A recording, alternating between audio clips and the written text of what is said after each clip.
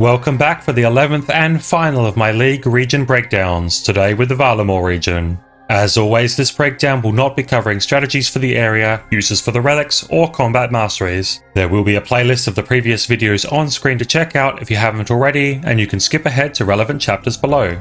By picking Varlamore, you'll be given access to Civitas Illa Fortis, the Avium Savannah, Cam Torum, Ralos's Rise, Dark Frost, the Island of Alderin, the Twilight Temple, the Stranglewood, and the ruins of Topayoik. While Varlamore was not present in the previous leagues, it will be receiving the Stranglewood area, which was previously unlocked by Kourend. This will also move Vardorvis to Varlamore from the Kourend region. When picking Varlamore, the Heart of Darkness, Twilight's Promise, Children of the Sun, At First Light, and Eagle's Peak quests will be automatically completed. You'll have full access to the Death on the Isle, Meet and Greet, Perilous Moons, and the Riveting Tale of a Lilypad Labour Dispute quests also. Varlamore will also unlock the Recipe for Disaster subquest, Another Cook's Quest. Picking both Asgarnia and Varlamore will give you access to the Ethically Acquired Antiquities quest, while picking Kandarin or Mauritania will automatically complete Another Cook's Quest already. No other quests will be affected, however.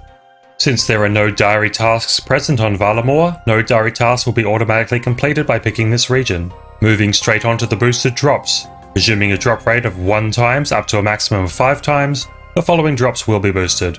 From a Moxiotl, the Pendant of 8s, usually 1 in 25, will be boosted at the maximum rate to a 1 in 5 drop. The Glacial Tomotli will be boosted from 1 in 100 to 1 in 20, and the Tooth Half of Ki will go from 1 in 500 to 1 in 100. The Frost Naga will have the same 3 drops, however at different rates. The Pendant of 8s will go from 1 in 100 to 1 in 20, the Glacial Tomotli will go from 1 in 500 to 1 in 100, and the Tooth Half of Ki will drop from 1 in 7,000 to 1 in 1,400 from Frost Nagua. From Huicoddle, the Huicoddle Hide will drop from 1 in 34 to 1 in 6. The Tome of Earth will drop from 1 in 92 to 1 in 18, and finally the Dragon Hunter Wand will be boosted from 1 in 207 down to 1 in 41. The Sulphur Blades, a drop from Sulphur Nagua, will drop from 1 in 450 down to 1 in 90 at the 5 times rate. All of the unique rewards from Moons of Peril will drop from 1 in 224 to 1 in 44 per piece. Hunter's Guild Loot Sack rares from Hunter Rumors will go from 1 in 50 to 1 in 10, while the Mature Teku Salamander, received by Hunting Teku Salamander, will go from a 1 in 1000 to 1 in 200 at the highest rate. With the introduction of Vardorvis to the region of Varlamore, the unique drops there will be boosted too. The Chromium Ingot will go from 1 in 362 rate to a 1 in 72 rate, while the Virtus Row pieces will drop from 1 in 3264 to 1 in 652 per piece. The Soul Reaper Axe pieces are confirmed to all drop from any of the Desert Treasure 2 bosses, dropping without duplication until all 4 pieces are obtained. Each of these pieces are dropped at a rate of 1 in 1088 from Vardorvis, boosted down to a maximum of 1 in 217. Finally, the Altor Ring will be dropped instead of the Altor Icon, meaning that the Fremenic region will not be required to make the ring. The drop rate for the Altor Ring will go from 1 in 1088 down to 1 in 217 at the highest rate. The Fortis Colosseum drops will also be boosted with a cumulative rate given for completing all 12 of the waves. The Tonalzix of Ralos will go from 1 in 84 to 1 in 17. The Echo Boots will be boosted from 2 in 25 to 6 in 17, and the Sunfire Fanatic Armor per piece will go from a rate of 5 in 42 to 20 in 41.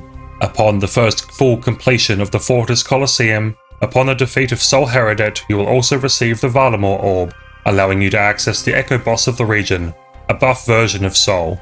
At the time of writing this script, neither boosted activities or Slayer tasks added for the Varlamore have been made known. It is likely that Mastering Mixology will be buffed in some way, however this is only speculation at this point.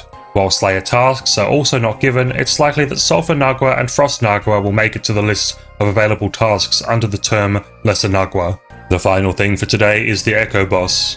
As already mentioned, the Echo Boss of Varlamore is going to be Sol Heradet. Upon first completing a kill of Sol Heradet, you'll be guaranteed the Echo Orb for Varlamore. The Echo variant is a tougher fight, ranked as a Grandmaster difficulty, the highest and only Grandmaster task of any of the Echo bosses. Echo Sol Heradet can be taken on without needing to complete the previous waves, and will give you a chance to receive not only 1 but 2 drops, the Sunlight Spear and the Sunlit Bracers. The Sunlight Spear is a two-handed spear and shield combo that accumulates sunlight stacks up to a maximum of 20. It has a special attack which consumes 7 sunlight stacks, which are only received once every 20 seconds.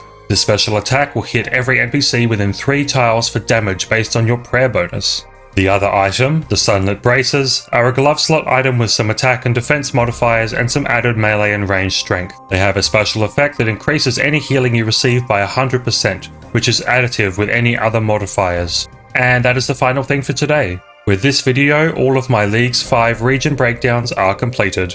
I hope they've helped you plan your Leagues 5 journey, and if they have, don't forget to like the video, and hey, why not subscribe and check out my other content? I have more than 100 other videos on my channel that you can binge while you play Leagues, regardless of which regions you pick, or if you're undecided, go have fun. Bye!